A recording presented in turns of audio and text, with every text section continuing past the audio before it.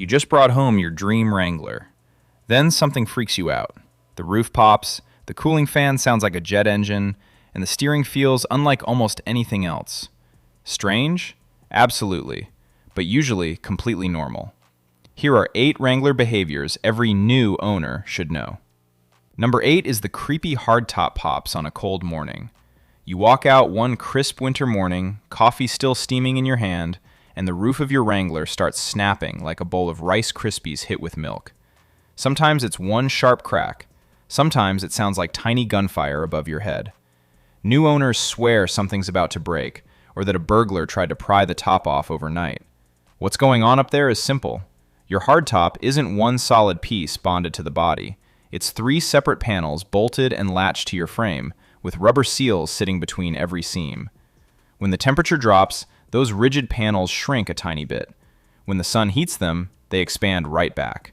That constant back and forth makes the plastic and metal rub against each other at every bolt and seal. That rubbing is the pop you hear. Owners on Wrangler Forum literally describe the sound as loud Rice Krispies. Some report it during freezing Minnesota winters. Others hear it in warm South Florida when the sun bakes the top after a cool morning. Same physics, different weather. Not one thing is broken. Your Jeep is just breathing with the weather. The fix is silly simple. Never over-tighten the hardtop bolts, because that actually cracks the top and voids the whole point. Wipe the seals down with silicone spray or 303 protectant twice a year. Some guys add tiny felt pads at the exact rub points to kill the noise for good. Your Wrangler isn't haunted, and the roof isn't falling off. But if that popping sound freaked you out, wait till you hear what happens under the hood. Then comes number 7, and this one sounds like a jet engine spooling up. You pull into your driveway after a hot day, you kill the engine, and suddenly a giant roar erupts from under the hood, like a small plane about to take off from your parking spot. Sometimes it hits mid-drive when the AC is blasting on max. Sometimes it happens right at startup for a solid 30 seconds straight. New owners freak out. They picture the turbo grenading itself or the radiator boiling over. A guy on JL Wrangler Forum said his neighbor came outside to check if his truck was on fire. What's happening is this. Your Wrangler's cooling fan can spin at multiple speeds, and when the engine temperature or AC load hits a certain point, the computer tells that fan to crank up hard. That's your jet engine sound. It's the fan literally saving your engine from heat soak. On the 2018 JL Wranglers, this fan got so aggressive that Jeep put out a real technical service bulletin to reflash the computer and calm it down. So even the factory knew the sound was absolutely wild at first. One JL Wrangler Forums post nailed the truth. He said the loud fan on the JL makes the HVAC and cooling package actually work, unlike the older JK Wrangler, which was known to overheat. Translator, the noise is the reason your Jeep isn't cooking itself in your driveway. Now, if that fan roars non-stop from a cold start and the temperature gauge starts climbing, that's a real problem for the shop. But a quick jet burst after a hot drive is completely normal.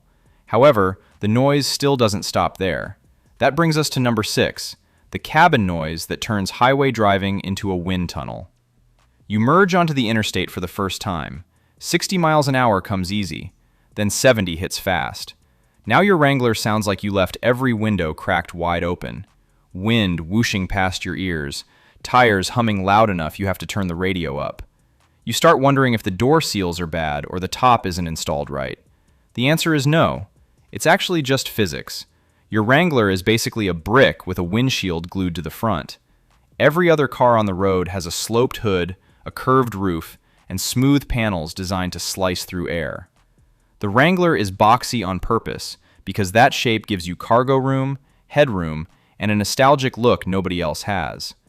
But that same shape hits the air like a bear paw slapping water. Then there are the doors. Real cars have doors welded to the frame. Your Wrangler's doors come right off. That means they seal, with rubber gaskets, not permanent structure. Rubber lets a little air sneak in. Physics doesn't care what the truck cost you. Rubicon owners get an extra layer of noise. The chunky 33-inch mud-terrain tires on stock Rubicons produce a low drone at highway speed. Add the optional 35-inch tires, and it gets even louder. That deep hum isn't a wheel bearing dying. It's aggressive tread biting the pavement. Even one JL owner told his dealer the soft top wind was killing him. The tech's answer was blunt. That's the way the top is manufactured, and nothing can be done. So if your Wrangler roars at highway speed, welcome to the club. The next quirk on this list makes new owners jump out of their seat. Quick pause. If you want to keep your Jeep running strong for hundreds of thousands of miles, check out my 500,000-mile Jeep blueprint. It covers the maintenance, habits, and mistakes every Jeep owner should know. You'll find it linked in the description below. Sitting at number 5 is the auto stop-start jolt that makes you think you just stalled. You pull up at a red light, the engine cuts out on you. You panic and reach for the ignition to restart it. Then you take your foot off the brake and the engine slams back to life with a shudder. The whole truck hiccups hard for a second. That's the electronic start-stop system, or ESS for short, working exactly right. Every 2018 and newer JL Wrangler ships with this system. When you stop and hold the brake, the computer kills the engine to save fuel. Release the brake, and it fires back up. For regular gas engines, you feel a small jerk on restart. On the eTorque mild hybrid models, a 48-volt battery and a special belt motor restart the engine so smoothly that, as one owner put it, no starter motor is even involved. Jeep Fan estimated that if 200,000 JL owners left ESS on, it would save around 2.2 million gallons of gas per year. That isn't a marketing number. That's real fuel not being burned at red lights across America. Now, the part nobody tells you is this. Every single time you start your Jeep, ESS defaults back on automatically. Federal EPA rules require the disable button to reset every drive, so Jeep can't leave it off permanently even if you want that. You have to hit the button every trip if you hate the feeling. Some owners get so annoyed they buy a small add-on module called the Auto Stop Eliminator that keeps ESS off permanently. That tells you how much this one gets under people's skin. But it isn't a defect at all. Your truck isn't stalling. It's just being freakishly smart. And the next quirk shakes things up even more. On to number 4, the Driveline clunk when you shift into drive. You back out of the garage and slap the shifter into reverse. A metallic thunk shakes the whole cabin. You throw it into drive and you get another thunk. Now you're convinced the transmission is toast or the drive shaft's about to fall off on your driveway. Slow down for a second. That's Driveline lash, and it's designed in there on purpose. Your Wrangler has a bunch of spinning parts connected by teeth and splines. The transfer case, drive shaft, and rear axle gears all mesh through them. Every one of those connections has a tiny bit of slack built in. That slack is called backlash, and it exists so the gears can breathe, expand with heat, and stay lubricated without grinding themselves to death.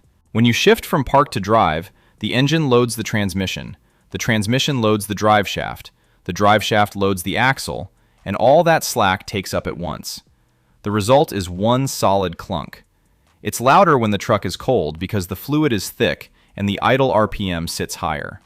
A JL Wrangler forums mechanic put it plainly. He said the noise is normal driveline lash, and there are several areas in the transfer case and rear end with small clearances built in to function properly. That's the guy who works on these things telling you it's fine. The one time you should really worry is if that clunk turns into repeated bangs, harsh shifts, or a shudder while you're driving. That's a job for the dealer, not for panic. One soft clunk when you drop it into gear is just your Wrangler stretching its bones. That noise is easy to accept. What comes next makes people call the dealer in a full panic. Now let's talk about number 3, the mystery rubber plugs hidden in your floor. You're cleaning the interior for the first time. You lift up the floor mat, and you spot these strange round rubber plugs pushed into the metal floor of your brand new Wrangler. Your first thought hits fast. Someone at the factory forgot to install something. Your second guess is worse. Your Jeep must have come apart somewhere in shipping. Neither one of those things is right. Those plugs are supposed to be there from the factory. Every modern Wrangler has a series of rubber drain plugs deliberately built into the floor pan. Front footwells, under the front seats, back footwells, sometimes in cargo compartments too. They're a genuine Mopar part costing about $5 each. Their whole job is to let water out. Jeep put them there for one reason. The roof of your Wrangler comes off, and so do the doors. You can hose out the entire interior after a muddy trail ride, or drive through a river deep enough to swamp the floor. Jeep expects all of this behavior, so the floor drains like a shower stall. When it rains, water sometimes ends up on the wrong side of the seal. A Freedom Top gasket leaks a little, or a drain channel enthusiasts call a mucket, clogs with pine needles. Now you've got 2 inches of water in your footwell and no clue how it got in. Owners literally post pictures of standing water in a 2-week-old truck. Pop the plug from underneath, water pours right out. Done. Then wipe the roof seals with 303 protectant and unclog those muckets. Your Wrangler didn't fail. It's built to drink and drain like nothing else. That one surprises new owners hard. However, the last 2 on this list are even wilder. Second on the list is the wandering steering that convinces you the truck is dangerous.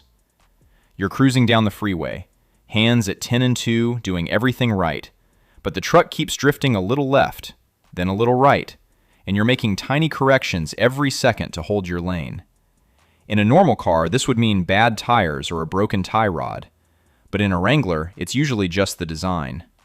Your Wrangler uses an old-school recirculating ball steering box. Almost every other new vehicle uses rack and pinion, which is tight and precise.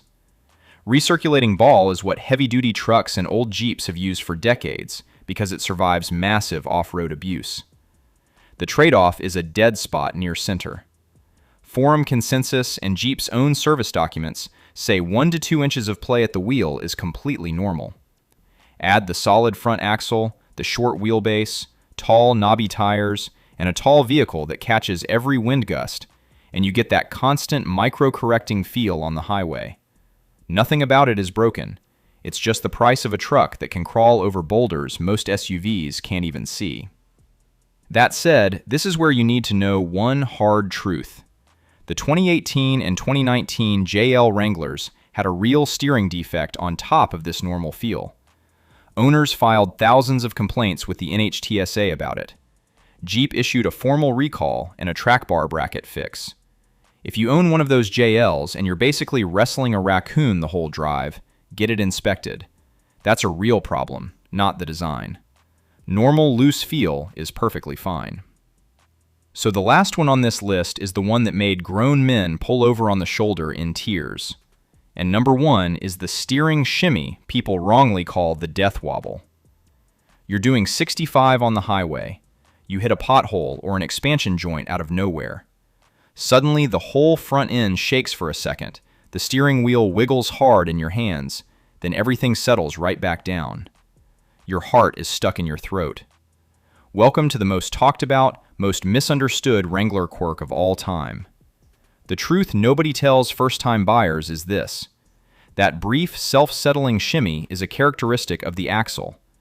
Your Wrangler has one giant beam connecting both front wheels, held in place by a single bar called the track bar. When one wheel hits a bump hard, the whole axle swings sideways, and that motion travels up your steering column. Once the axle settles, so does the wheel. Fox News quoted Jeep saying the solid axle exists because it gives you way more articulation off-road than independent suspension. That off-road superpower is the same reason you feel the shimmy on pavement.